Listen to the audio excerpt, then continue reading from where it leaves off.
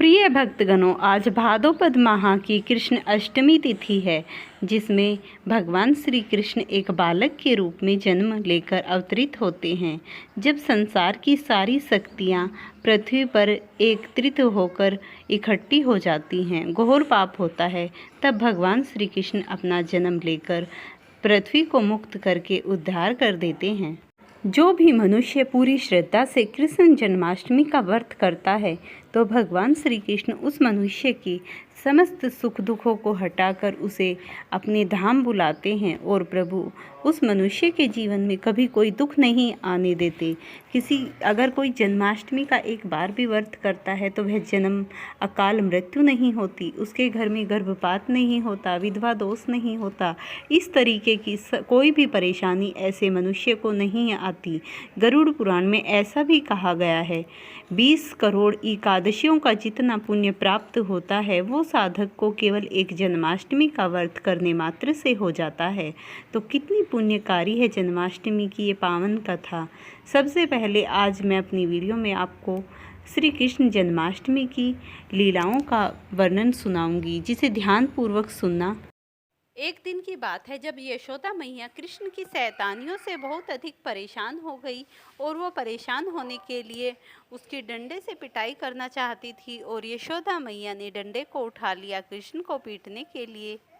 तब श्री कृष्ण ने देखा कि मैया आज तो मेरी बहुत ज़्यादा पिटाई करेगी, तो वो भागते भागते एक कुम्हार के यहाँ जाकर छुप गए।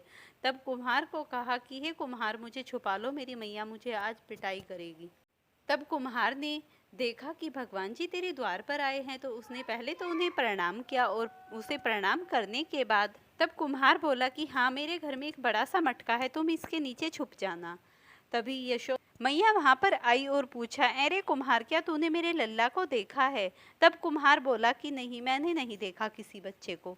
तब श्री कृष्ण इन सभी बातों को सुन रहे थे और देख रहे थे कि ऐसा ही क्या कुम्हार ने जैसा मैं कह रहा था। तब यशोदा मैया तो अपने घर चली गई और मैया के जाने के बाद श्री कृष्ण बोले कुम्हार को कि कुम्हार जी, मुझे इस मटके से अब बाहर निकाल दो। उसने कहा, मैं मटके से बाहर निकाल दूंगा, पहले मेरी एक शर्त है, आप इसे पूरा करो। हे प्रभु, आप मुझे इससे बाहर निकालने से पहले वचन दो कि मुझे 84 के झंझट से बाहर निकाल दोगे, 84 के झंझट में मुझे नहीं पड़ना पड़ेगा। तब श्री कृष्ण मुस्कुराते हुए बोले कि ऐसा ही होगा। उसके बाद फिर श्री कृष्ण ने कहा कि अब मुझे बाहर निकालो। फिर कुम्हार कहने लगा, मेरी एक छोटी सी और शर्त है, इसे और पूरा करो। मुझे ही नहीं, मेरे संपूर्ण परिवार को भवसागर से पार कराओ, मैं तब आपको निकालूंगा। फिर श्री कृष्ण मुस्कुराते हुए कहने लगे, तथास्तु, ऐसा ही होगा। ऐसा होने के बाद फिर श्री कृष्ण ने कहा कि अब तो मुझे बाहर निकाल दो। फिर कुम्हार बोला कि हे प्रभु, ये जो मैंने घड़े बनाए हुए हैं, मटके, ये मिट्टी जो इनके लिए बनाने के लिए आई थी वो इन बैलों के बोझ से आई थी। ये बैल इसे बोझ ढोकर लाए थे, कृपया करके आप मेरे बैलों को भी भवसागर से पार कर दो। तब प्रभु ने उसके बैलों को भी भवसागर से पार कर दिया। इतना करने के बाद श्री कृष्ण कहने लगे कि अब तो मुझे बाहर निकाल दो। तब वह कुम्हार बोला कि हे प्रभु, एक और छोटी सी इच्छा है, लास्ट, बस इसे और पूरा कर दीजिए।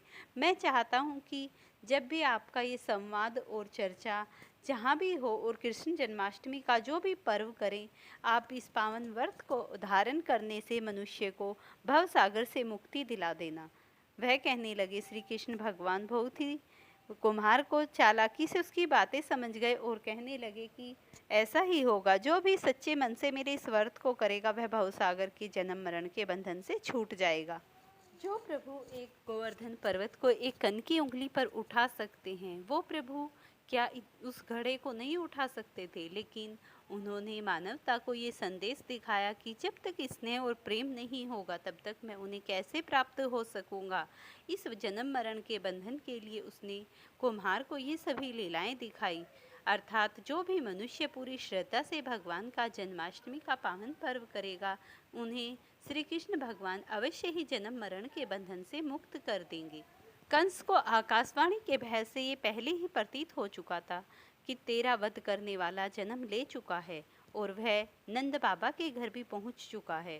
तब उसने अपनी मायावी शक्तियों से नंद बाबा और यशोदा को मुक्त तो कर दिया और फिर वह अपने क्रूर मंत्रियों को आदेश दिया कि गोकुल में जाकर जो भी 10 दिन में बच्चे जन्मे हैं उन सभी का वध कर दो।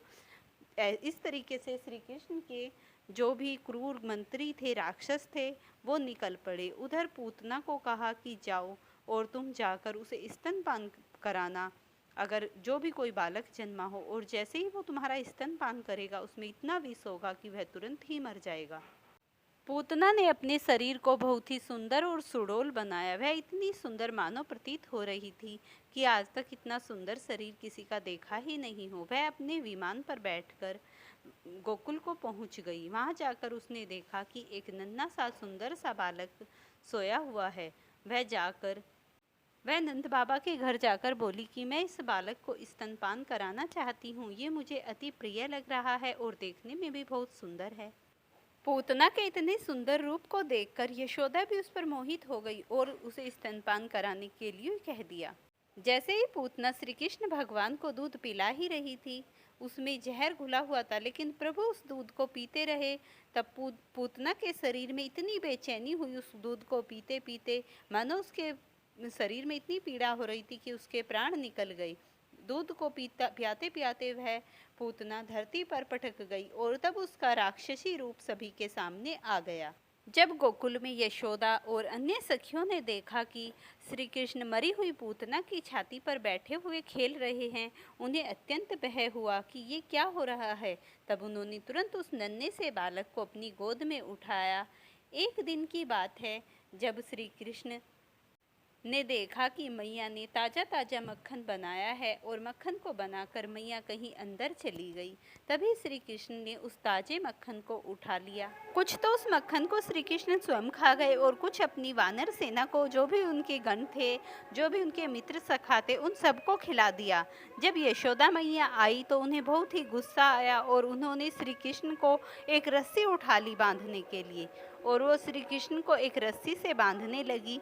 जब श्री कृष्ण ने देखा कि मैया थक चुकी है, रस्सियाँ जितनी भी लाती हैं सब छोटी पड़ जाती हैं, श्री कृष्ण बंध ही नहीं पा रहे थे, तब उन्होंने ऐसी लीला रची कि जिससे मैया मुझे बांध लें। उन्होंने मैया की प्रसन्नता और उनके मन को रखने के लिए रस्सी में स्वयं ही बंध गए, लेकिन मैया इस बात को नहीं जानती थी। फिर भगवान अपने यहाँ एक वृक्ष था जो नंद बाबा ने लगा रखा था। वहाँ पर वे वृक्ष जो उगा हुआ था वो कुबेर के 2 पुत्र थे, जिन्हें ब्रह्मा जी ने द्वापर युग में श्राप दिया था कि तुम्हारा उद्धार श्री कृष्ण से होगा और श्री कृष्ण ही तुम्हारे लिए जन्म अवतार लेकर जब आएंगे जब ही तुम्हारा वो उद्धार करेंगे। जैसे ही श्री कृष्ण उस वृक्ष के नीचे खेल रहे थे, वहाँ पर भी 2 वृक्षों के बीच में फंस गए और उन्होंने जैसे तैसे अपने आप को निकाला। तब वे दोनों वृक्ष धराशायी हो गए और वे एक मनुष्य के रूप में प्रकट होकर बोले, हम दोनों कुबेर के पुत्र हैं। ये सब हमें पाप से ही मिला था। हम अपने जीवन में बहुत ही उत्पात किया करते थे। तब ब्रह्मा जी ने हमें श्राप दिया था कि कृष्ण के द्वापर में जन्म लेने के बाद ही तुम्हारा उद्धार होगा। हे प्रभु, हमें क्षमा कर दीजिए और हमारा आपने उद्धार किया, आपको कोटि कोटि नमन। जब समस्त ब्रजवासियों ने ये सभी कुछ देखा, उन्होंने प्रभु की ये लीलाएं देखी, तो उन्होंने प्रभु को कोटि कोटि नमन किया और इस अद्भुत छवि को देखकर सभी अत्यंत प्रसन्नचित्त हो गए। तब समस्त ब्रजवासियों ने श्री कृष्ण को प्रणाम किया और कहा कि हे प्रभु, आप कारण के कारक हैं, समस्त जीवों का उद्धार करने वाले हैं, इस सृष्टि के पालनहार हैं, आपको कोटि कोटि नमन। आपको हम अपने तहे दिल से नमस्कार करते हैं। हे प्रभु, आप हमारे पर यूं ही अपनी दया दृष्टि और छाया बनाए रखना। एक समय की बात है जब मथुरापुरी का राजा कंस हर प्रकार से श्री कृष्ण को मारने का षड्यंत्र रच ही रहा था, तो उसने एक महान दैत्य को श्री कृष्ण को मारने के लिए भेजा। कंस ने एक बकासुर नामक दैत्य को कहा कि तुम बुगले का रूप धारण करके जाओ और उस दैत्य का वध कराओ। तभी बकासुर ने बुगले का रूप धारण किया और श्री कृष्ण को मारने के लिए चल दिया। उधर श्री कृष्ण यमुना के पास सभी ग्वाल बालों के संग गैया चरा रहे थे। जैसे ही सभी गैया चरा रहे थे, श्री कृष्ण यमुना के तट पर थे और सभी ग्वाल बाल उनके साथ गैयों के खेल रहे थे। तभी सभी ग्वाल बालों ने एक महान दैत्य के रूप उस राक्षसी बुगले को देखा और वो अत्यंत भयभीत हो गए और वो बहुत तेजी से चिल्लाए। श्री कृष्ण इन सभी लीलाओं को देख रहे थे और वो समझ गए कि ये कोई साधारण मनुष्य तो है नहीं, यह कोई मुझे दैत्य जान पड़ता है। जैसे ही दैत्य वहां पर आया, श्री कृष्ण ने चुपके से उस दैत्य की गर्दन मरोड़ दी। जैसे ही उसकी गर्दन श्री कृष्ण ने मरोड़ी तो उसे जमीन पर पटक मारा और उसका असली रूप बकासुर के नाम से सबके सामने आ गया। श्री कृष्ण के जो भी सखा थे उन्हें ये पता ही नहीं था कि इस नन्हे से बालक ये इतनी मायावी राक्षस को मार रहा है और ये सभी कला तुम्हारा सखा कर रहा है। तभी श्री कृष्ण ने उस विशाल दैत्य को मार गिराया और इस प्रकार से समस्त ग्वाल बालों ने उनकी जय जयकार करी और उन्हें नतमस्तक करते हुए कहा कि हे मित्र, तुमने हमारी रक्षा की है। इस बात को सुनते सुनते पूरे ब्रज में शाम तक ये बात फैल गई कि एक बकासुर नामक दैत्य का वध श्री कृष्ण भगवान ने कर दिया है। तब समस्त ब्रजवासी उन्हें नतमस्तक होकर नमस्कार करने लगे, उनके गुणगान गाने लगे, जय जयकार होने लगी और इस प्रकार भादोपद की अष्टमी को उनके नाम के व्रत कीर्तन रखे गए। सभी ने जागरण किया और उनके खूब जय जयकार करे। प्रिय भक्तों, जन्माष्टमी 2025 की इस पावन कथा की बेला को पूरे ध्यान पूर्वक और ध्यानमग्न होकर सुनिए। आज की रात वो रात है जब अंधकार हार गया और प्रकाश की जीत हुई। वो रात जब एक कारागार में जन्मा एक शिशु जगत का पालनहार बनकर आया। वो रात जब अन्याय, अहंकार और अधर्म के किले ढकने लगे और जन्म हुआ यशोदा के लाल देवकी नंदन मुरली मनोहर श्री कृष्ण का। लेकिन मित्रों, यह सिर्फ जन्म की कथा नहीं, यह एक प्रेम, त्याग, साहस और धर्म की एक कहानी है जो आपको जीवन की दशा बदल सकती है। तो आइए जानते हैं जन्माष्टमी की इस अद्भुत, दिव्य और चमत्कारी कथा। बहुत समय पहले की बात है। मथुरा नगरी में वैभव और आनंद का केंद्र थी। वहाँ का राजा कंस एक निर्दयी, क्रूर और घमंडी शासक था। देवकी कंस की बहन और वसुदेव यशस्वी ब्राह्मण, उनका विवाह बड़ी धूमधाम से हो गया था। लेकिन जैसे ही विवाह का रथ नगर में निकलने लगा, आकाशवाणी गूंजी, हे कंस, जिस देवकी को तू प्रेम पूर्वक विदा कर रहा है उसी का 8वां पुत्र तेरे वध का विनाश कारण बनेगा। कंस क्रोध में पागल हो गया, तलवार खींचकर देवकी को मारने दौड़ा। वसुदेव ने शांत कर स्वर में कहा, राजन, बहन का वध कलंकित करेगा। हम वचन देते हैं जो भी संतान होगी हम आपको सौंप देंगे। कंस ने उन्हें कारागार में डाल दिया। पहला पुत्र हुआ, कंस ने मार दिया। दूसरा हुआ, उसे भी, और इस तरीके से 6 पुत्र मार दिए। साल बीतते गए। फिर आया भादोपद कृष्ण पक्षमी का अष्टमी का दिन। आकाश में काले बादल, बिजली का गरजना और कारागार में घोर अंधेरा। रात के मध्य देवकी के गर्भ में एक दिव्य बालक प्रकट हुआ। 4 भुजाएं, शंख, चक्र, गदा, पद्म धारण किए हुए तेजस्वी रूप में उन्होंने कहा, माता, मैं आपका वही पुत्र हूँ जिनके जन्म के लिए आपने तप किया था। अब मैं अपना रूप बदलकर सामान्य शिशु बन जाऊंगा। मुझे गोकुल में यशोदा के घर ले जाओ। बालक ने साधारण रूप किया। पहरेदार सो गए। कारागार में दरवाजे अपने आप खुल गए। वासुदेव ने बालक को टोकरी में रखा और मूसलाधार बारिश में निकले। यमुना का जल उफान पर था, पर जैसे ही वसुदेव आगे बढ़े, नदी का जल मार्ग बनकर अलग हो गया। शेषनाग ने फन फैलाकर बालक को वर्षा से बचाया। गोकुल पहुंचकर वसुदेव ने यशोदा के पास जन्मी कन्या को लेकर लौट गए। सुबह हुई। कंस को खबर मिली देवकी को 8वां बच्चा जन्मा है। वह दौड़ा और उस कन्या को मारने लगा। कन्या आकाश में जाकर बोली, मूर्ख कंस, तेरा काल गोकुल में है। कंस का डर बढ़ने लगा। उधर गोकुल में नंद बाबा के घर उत्सव हो रहा था। ग्वाल बाल नाच रहे थे। बांसुरी की मधुर धुन गूंज रही थी। पूतना का वध इस प्रकार हुआ। पूतना नकली मां बनकर जहर पिलाने आई, पर भगवान ने उसका उदर किया। सकाटाश्य वध पालने के पास रखा। रथ भगवान ने खेलते खेलते पलट दिया। आधी बनकर आया राक्षस, पर बालक ने उसकी गर्दन को दबा दी। माखन चोरी ग्वाली ने शिकायत लेकर आई, पर माँ यशोदा ने मुस्कुराकर कृष्ण को गले लगाया। कालिया नाग का दमन, यमुना के विषैले नाग को पराजित कर ग्वाल बालों को बचाया। इंद्र का अहंकार तोड़ा और गांव को बारिश से बचाया। सुबह की पहली किरण यमुना जी के तट पर मानो अपनी पहली किरण बिछा ही रही थी। वृंदावन की गलियों में भी मानो हलचल आरंभ हो ही चुकी थी, लेकिन वृंदावन में एक अजीब सी बेचैनी थी, जिसकी आवाज आई, अरे अरे कान्हा, कहाँ हो तुम? सुबह से ढूंढ रहा हूँ। इस आवाज में एक अजीब सी घबराहट थी। अरे ओ सुदामा, क्या तुमने कृष्ण जी को देखा है कहीं पर? कान्हा को, एक छोटा सा नन्हा सा ग्वालबाल जो अपने मित्र को ढूंढ रहा था। अरे ओ कान्हा, अरे ओ कान्हा, कहाँ चले गए तुम? वह गली गली भटकता फिर रहा था और वो नन्हा सा बालक लग रहा था मानो कान्हा को कहीं ढूंढते ढूंढते खुद भी खो गया है। चलिए अब हम आपको दूसरी कथा का श्रवण कराते हैं। जितने ही रोचक मुरली मनोहर हैं, जितने ही सुंदर मुरली मनोहर का रूप है, उतने ही मनोहर उनके सखा। कृष्ण के सभी सखा दिन भर खेलना कूदना, उन्हीं के साथ उठना बैठना और उन्हीं के साथ खाना पीना, यही है कान्हा के जीवन के जो मित्र हैं उनके सबसे महत्वपूर्ण कार्य। कृष्ण के सभी सखाओं में एक सखा थे भद्रा। वो जहाँ भी श्री कृष्ण जाते वहाँ वहाँ उनके साथ जाते और उनकी परछाई बनकर रहते। कभी कभी तो वो ऐसा करते, जब भी कृष्ण कहीं घूमने जाते कृष्ण के पास ही सो जाते। जब भी उसकी मैया उसे लेने के लिए आती, वह हमेशा कृष्ण के पास ही पाते।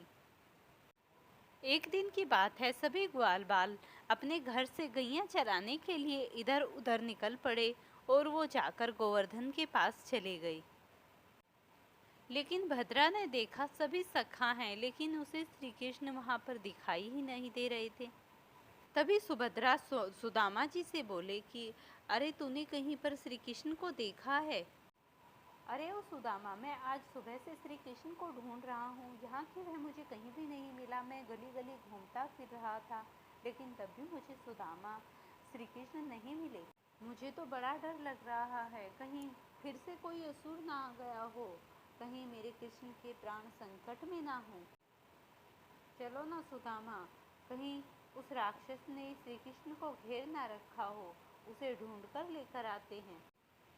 जब सुदामा ने सुभद्रा के मुख से ये सुना तो वह जोर जोर से हंसने लगा। उसे जोर जोर से हंसी आने लगी और वह कहने लगा, अरे ओ सुभद्रा, मुझे लगता है आज तुझे थकान लग रही है, तू थक गया है। आजा इस पेड़ के नीचे बैठकर सबसे पहले आराम करते हैं।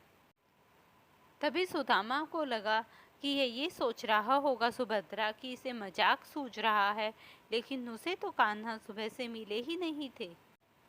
अब भद्रा पहुंचा मुरली मनोहर श्री कृष्ण के पास।